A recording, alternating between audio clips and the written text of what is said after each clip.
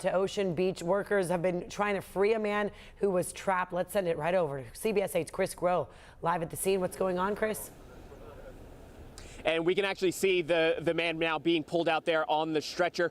You can see the rescuers there, that gurney now coming up there with one of the fire department, one of the firemen there, one of those first responders here. Again, this has been hours. We're talking about even days, according to the fire department, that man has been stuck there in some sort of cave. Then hours it took them from 3:30, 3:40 yesterday till now.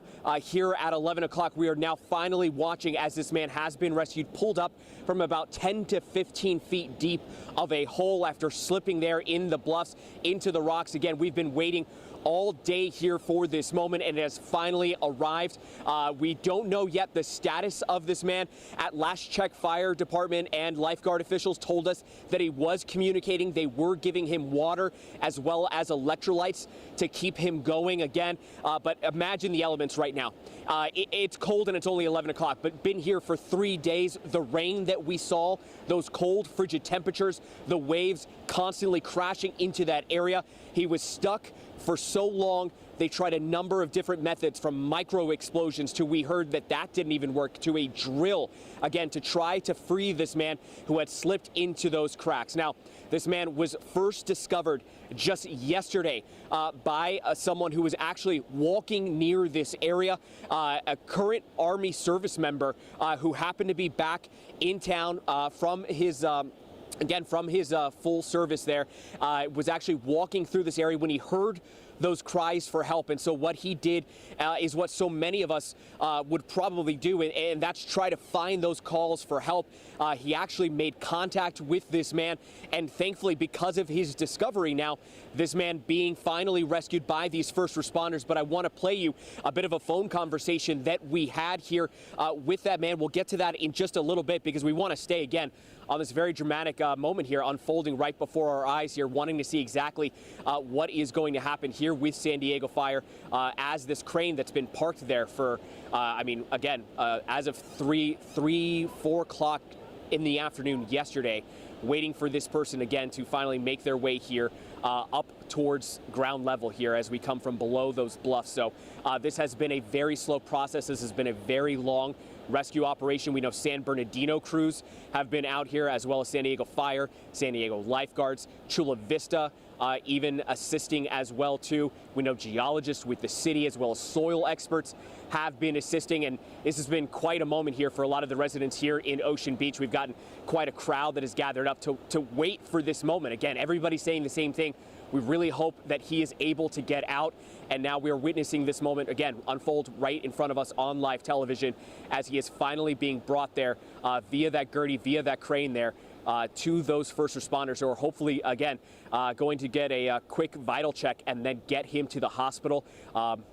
Again, this is a moment that so many people were waiting for, including that service member who I told you was here on break, found him. And again, as he is now being taken care of right here by these first responders, I want to play a portion of that phone call that I had with that gentleman who found him. Like grabbing onto my feet while I was trying to use my nails to dig out the dirt and debris that's in front of him and try to grab him with my belt. And we managed to move him a little bit, but not that much. That's Justin Florentino Pacheco, again, as you heard him there saying they were trying to help rescue him, to unlodge him from the grips of whatever it was there down 10 to 15 feet, he told us. At one point, again, he says that he was being held by his friends by his feet. As you saw in there, his picture completely covered in dirt and soot because he was trying his best to get that man.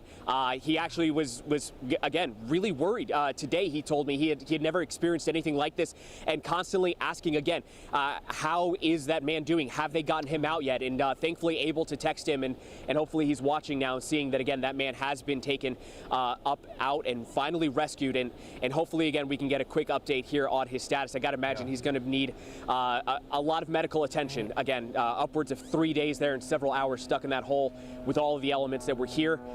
Again, the circumstances surrounding how it is that he got down there, again, very unclear. They're going off of what he told first responders. workers up there for 3 days slipped. So again, we wait to get some new information again, but the most important thing now is that that person's out of there and that they're going to get that medical attention they need. Absolutely. We saw that unfold live on TV here, the rescue, a very delicate operation, a very delicate rescue operation, and he was on that gurney there, that stretcher. They were very careful with him as they were getting back to land there. Do we know anything about injuries? They were really trying to keep that flat, we noticed there. Yeah, we really don't know. You got to imagine, again, they did mention at one point that because of just how confined that space was, it is very likely that he's going to need some type of surgery. That's why they weren't giving him food, though, as you might imagine, going 3+ days there without food. The most important thing that they wanted to give him was water and electrolytes so that they could lower the amount of lactic acid that likely had been building up, not just because of the temperature and standing still, but also because, again, likely being just kind of crushed there by that environment, by that hole. And so, yeah, likely going to need a lot of medical attention. We of course, this just happening here live, right? We got to wait to see what kind of an update we'll get there from the first responders to see what type of injuries he may have sustained once they do their own evaluation. But again, likely we're going to be seeing that ambulance leaving here pretty shortly. Incredible work by them considering the storm that came through overnight to see him on that gurney and brought to land. Chris Grow, thank you so much for that live report. We were able to watch that unfold. Just incredible. And yeah, incredible job by that team. Keep updating you as soon as we get new information, as Chris said.